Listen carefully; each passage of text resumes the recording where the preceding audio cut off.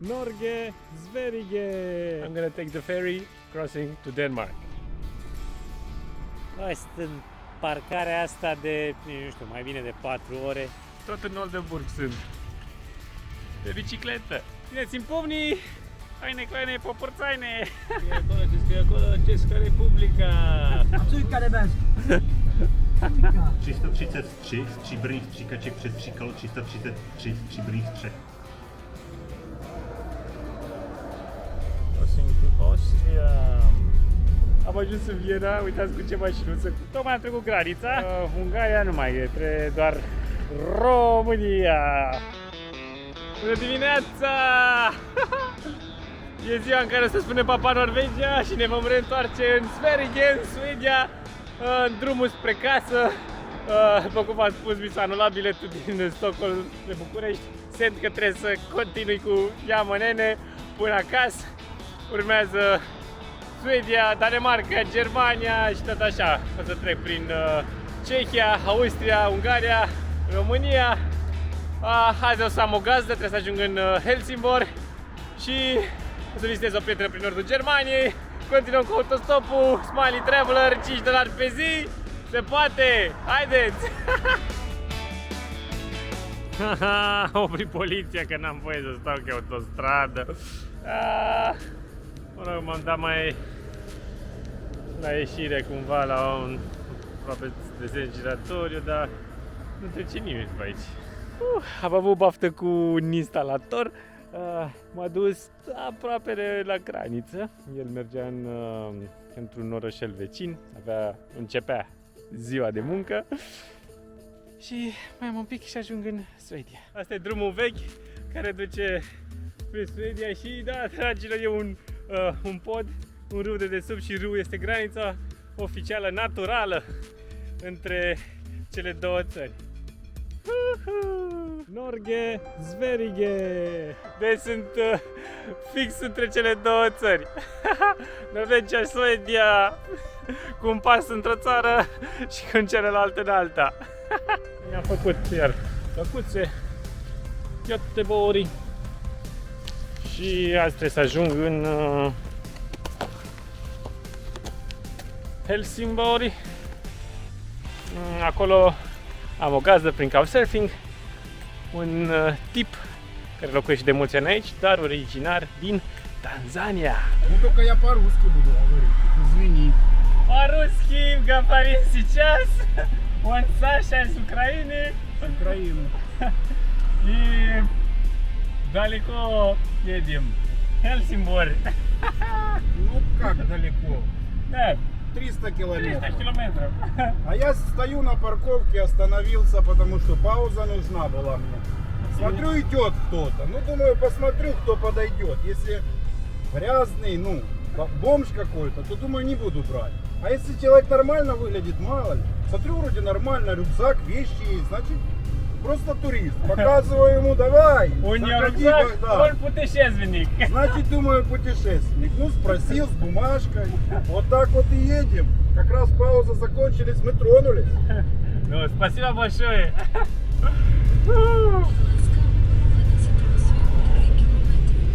По-румынски что знаешь? Что я знаю по-румынски?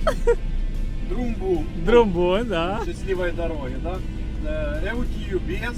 Я люблю тебя. Да, Дутенбула. Мен. Да, Благовещ.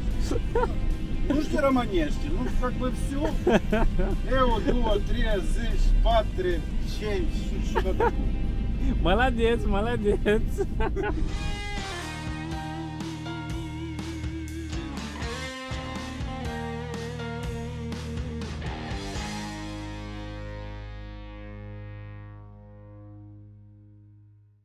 Good morning, guys, from Helsingborg. Good morning. He's my host, Yes. Couchsurfing host, Yeah. Carlson, a very nice guy. Actually, he's from Tanzania and Nice. studying here. I'm so grateful. Thank you Yeah, so man. much. Always welcome. Bro. You're always welcome. Hey Yeah. guys. It will be also my last day in Sweden. I'm gonna take the ferry crossing to Denmark. Yeah. Sunt pe feribotul care traversează spre Danemarca. O să dureze doar 20 de minute. am urcat cu un tip din Danemarca cu Thomas ca să nu plătesc. Îți-mi pun să prind o mașină, vreau să traversez toată țara și apoi să mă îndrept spre Germania. Beer, wine, and spirits are sold on or on Danish waters.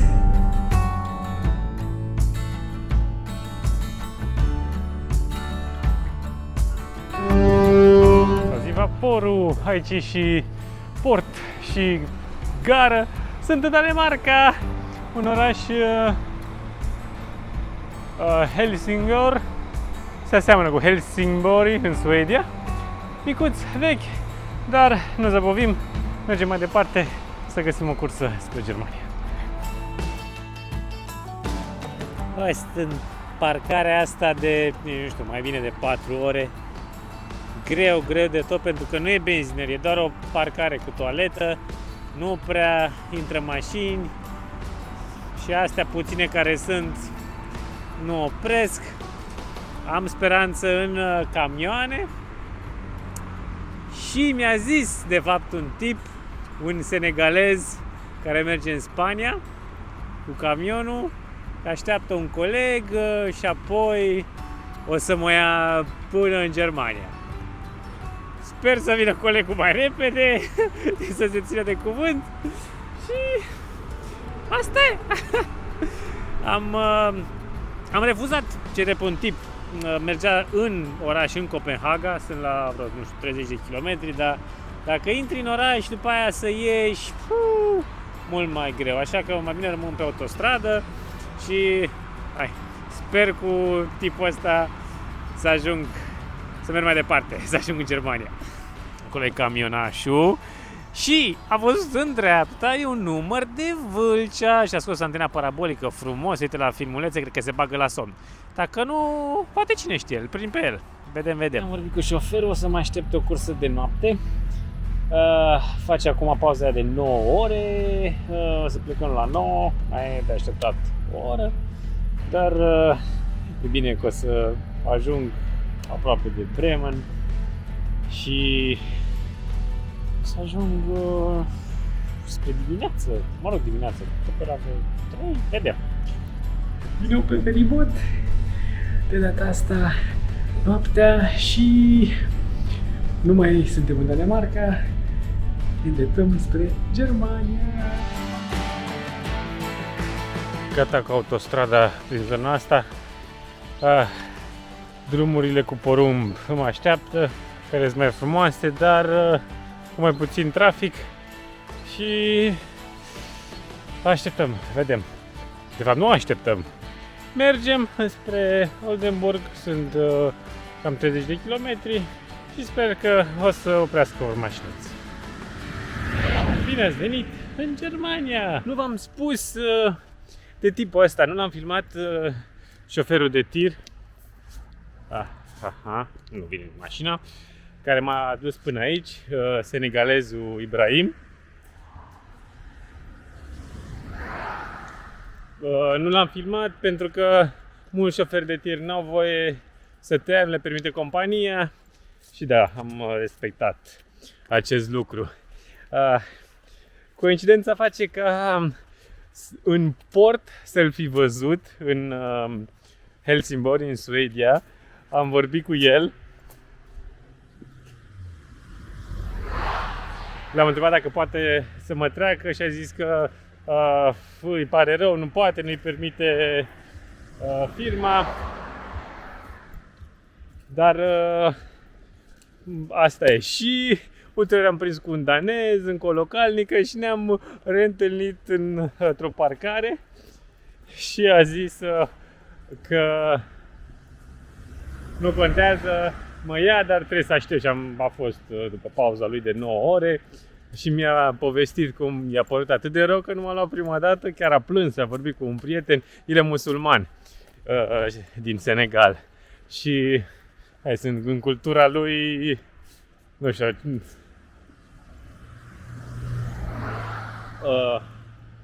văzând pe cineva la nevoie și să nu-l ajuți,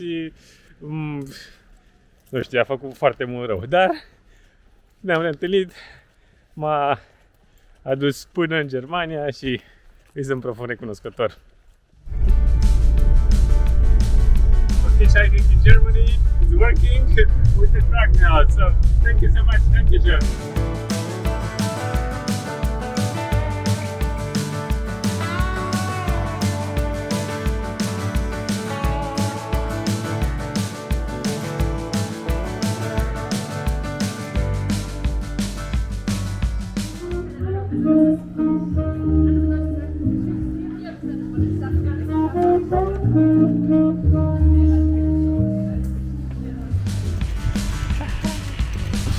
Tot în Oldenburg sunt.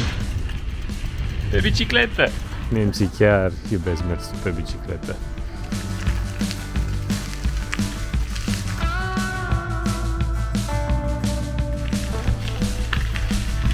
Gata, am revenit pe străzi, pe autostradă, la viața de autostopist. Și, băi, Germania cu autobanurile lor, cu viteză, autostrăzi bine puse la punct. Prima ocazie pe ziua de azi, cu vreo 160 de km la oră. M-a dus la un loc unde ar fi multe tiruri, trebuie să traversez toată Germania. Mă gândesc să ajung în Leipzig și mâine spre Cehia. Țineți-mi pumnii! Haine, kleine, popărțaine! Dragilor, am avut noroc cu camionul cu Ian din Cehia și el merge acasă să trecem și de Hanovra, Leipzig, bere din Cehia, piva, nu? Pivo, ja, pivo. Zdrave! Na zdrave! Na zdrave! Autostrăzile din Germania, autobahn e fast!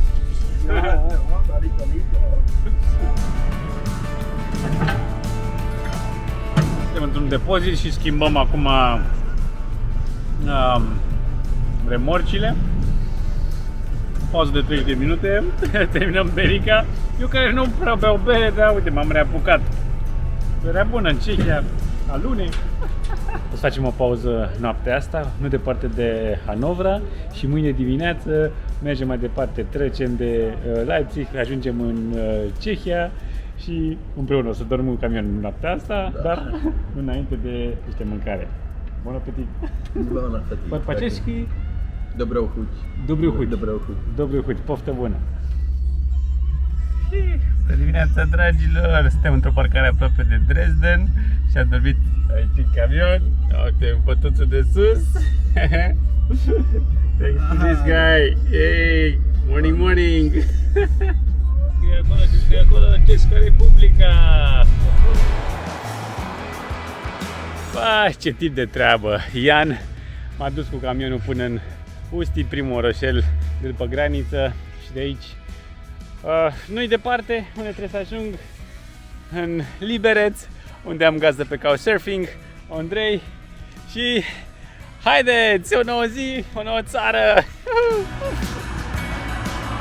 Am schimbat un camion pe altul, autostop în Cehia, băi, incredibil, deci după ce am făcut semn, Martin a oprit, voilà, thank you so much! Și mergem mai departe spre un orășel Ceșca Kamenice, chiar foarte aproape de Liberec. Yes. Hitchhiking again, going to Liberec. You've been so nice and friendly guys. Actually, they've been in Romania like so many times, 5-6 times, to Delta Dunării, in Bucharest, to Sighișoara. And they even tried Romanian food and they know some Romanian words, right? Thank you once again. Mulțumesc. So, what was your favorite Romanian food? The best, ja nevím, já rozumím, co tak... Čorba de burta. Čorba de burta. Čorba de burta, pak tam byly ty sarmále. Good. A ta pasta je taková, ta zeleninová, zakuska. Ah, zakuska. And of course also with cujka. A cujka the best. Cujka.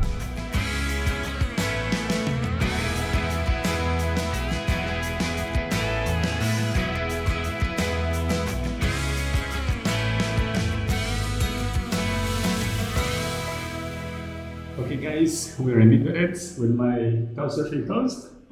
And this is the proper way to drink absinthe. Nastrave.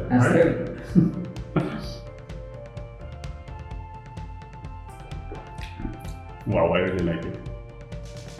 Noroc! Am ajuns la o seară unde se mănâncă porc și se bea bere, dar am început cu o ciorbă de burtă de aici, tradițională din Cehia, cam așa arată. Și dacă vă vine să credeți sau nu, mai târziu o să mâncăm jumări. A Czech tongue twister.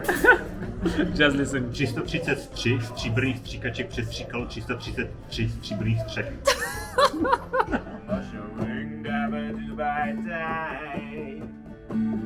Whack for my daddy-o, whack for my daddy-o, there's whiskey in a jar-o.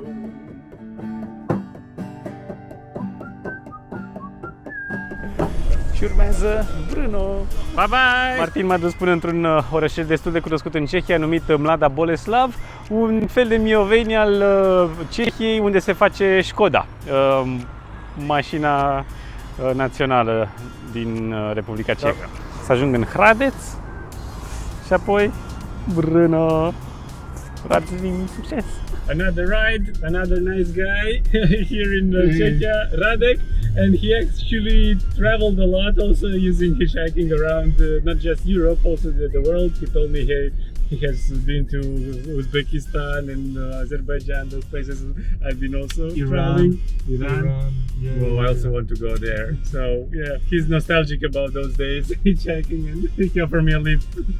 Thank you so much. Yeah, amazing to meet you here because hitchhiking is a highly recommended way of traveling. Yeah. So, the best way of traveling because you meet people, always nice people and new experiences.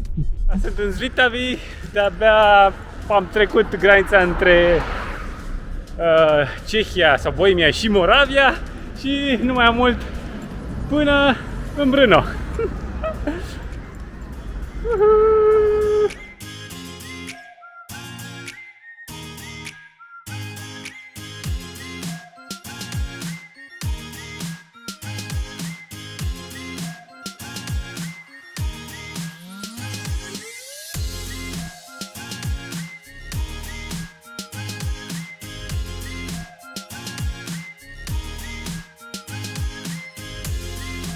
Bună dimineața, dragilor, din Reșcovițe, un cartier al orașului Brno. Și este prima oară când fac couchsurfing într-un cort. Mă rog, un cort din ăsta imens. Gazdele mele locuiesc într-o mică cămăruță și au o grădină unde primesc călători. Rucsacul e gata, mergem la un mic dejun și astăzi ne așteaptă un alt drum lung. Traversăm spre Austria, cortul couchsurfing. Good morning! Good morning! It's Teresa, my couchsurfing host, and yeah, we're taking breakfast at Brno. I'm so grateful for everything. Thank you so much. It's the hospitality in Moravia. Peace and love.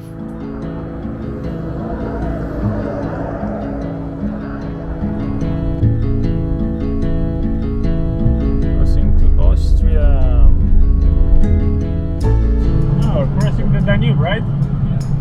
I have to follow it till home. Thank you so much. Bye bye.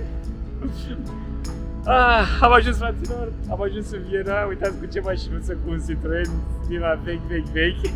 Pe cu siguranță să-l pun pe un top al autostopului. Cât mi-aștept gazda, ne întâlnim undeva pe seară. Ce drept, pe tip am cunoscut-o în Islanda.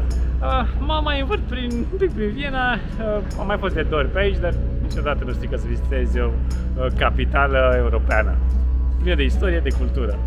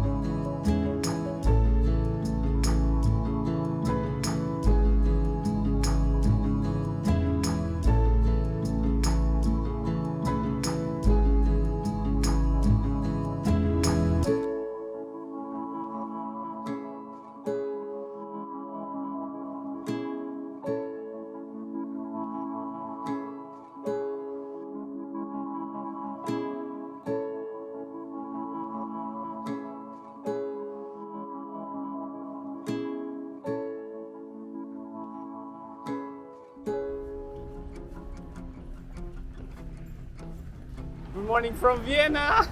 She's Eleni, and actually we met in Iceland, and now she hosted me here in the capital of Austria. Thank you so much.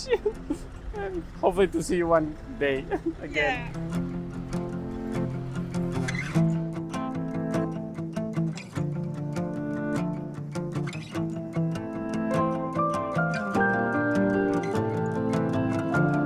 It seems I'm not the only hitchhiker going to Hungary and Romania. Those guys are from Czechia, from Czech Republic, where I've just been there. Which city are you from? From which part? Ah, from Prague. Am avut baftă. După vreo un sfert de oră a oprit un taximetrist slovac care locuiește în Ungaria și mergem spre Ungaria cu o mică deviere în Chițe, fix la granița cu Slovacia. S-a oprit să facă niște cumpărături și de aici se vede Bratislava, suntem atât de aproape. Practic, cele două capitale, cred că sunt cele mai apropiate capitale, nu știu, din Europa cu siguranță, poate chiar din lume. 20 de minute faci din Viena în Bratislava. Mulți aterizează în Viena și se duc în Bratislava, deci sunt extrem de apropiate. Și să vedem până unde mă duce în Ungaria și ușor, ușor ne îndreptăm spre casă. Tocmai am trecut granița, sunt aici unde opresc camioanele, unde se cumpără vinete, așa că Ungaria nu mai e, trebuie doar România. Am și tricou pe măsură. Hai ca uite Argeș, România! Hai nenică, Maramureș! Cu Vera, o rusoaică din Germania, am ajuns nu departe de Budapesta, mai sunt vreo 20 de kilometri, dar nu vreau să intru în oraș, că l-am vizitat și e mult mai greu să ieși. De aici poate mai prind, încă nu e chiar așa târziu, aproape 6, poate prind un camionaș, ceva spre România. Am primit și o piersicuță. Fraților, am ajuns în România și, bineînțeles, cu un camion din România, cu domnul Petrică, nu? Mulțumesc mult de tot și după 3 luni, gata, înapoi în țară, aventura aproape că se termină, dar încă mai un pic, mai avem câteva sute de kilometri. Sunt recunoscător tuturor celor care m-au luat la ocazie, tuturor oamenilor buni aici de față și cu deviza se poate și cred în oameni buni, înainte, tot e posibil. Toate cele bune! Bună dimineața, dragilor, gata, sunt în România, nu-s la Vama Veche, sunt pe o plajă, dacă vă vine să le credeți, în Arad, numită chiar plaja din Marea din Vest, Gheoroc, chiar nu departe, la câțiva kilometri de Arad. M-a luat la ocazie Silviu. Sebi, scuze. Sebi, mersi mult de tot și așa e fain. Uite, la autostop întâlnești localnici, oameni care îți arată locuri neștiute, noi, faine. Și chiar, uitați, un lac unde cică e plin, mai ales vara, lumea vine. Dar acum, de dimineață, nu e nimeni. Și fain de tot. Păi, plajă, zici că ești la mare, exact. Aici stau eu, Lipova, da? Am mai prins o cursă și cu domnul Nelu, cu camionul și dânsul e chiar de aici, din Lipova, de unde stăteam la ocazie. Mai aflu una alta de ale locului. E o cetate aproape, cum se numește? Șoimoș. Mai e cetatea de la Deva și o a treia cetate La Șiria. Așa se învață lucruri noi. Am întâlnit aici un grup fain, ia uite, mi se face cinste cu o bunică, lume faină. Cum se numește aici localitatea? La Romică! Se știe! Noroc! Gata, m-am și tuns și e ultimul autostop din aventura asta numită Scandinavia. Sunt la Pitești, aștept mașina de București și e atât de amuzant, deci am mers, nici nu știu, n-am numărat, 1000 de kilometri. Băi, și acum, fix pe ultima 100 de metri, am fost refuzat de 2 ori, că am zis că nu am bani și lumea, cum așa, tu? Ăștia, unii oameni în România, din păcate, au păstrat mentalitatea numai de demult. Dar găsim noi ocazie fără nicio problemă. A treia mașină m-a refuzat când a spus că nu am bani. Formidabil. În cele din urmă, întotdeauna se ivește o persoană cu suflet mare. Răzvan sau? Da, Răzvan. Răzvan, mergem împreună până la București.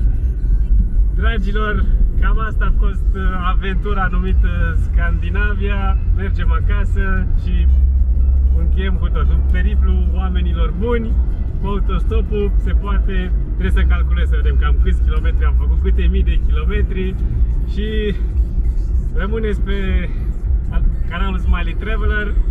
Mă bucur pentru orice like, pentru subscribe, vă mulțumesc din suflet și rămâneți aproape căci urmează alte aventuri. De data asta o să fie prin țară. Toate cele bune. Mersi încă o dată! Plăcere.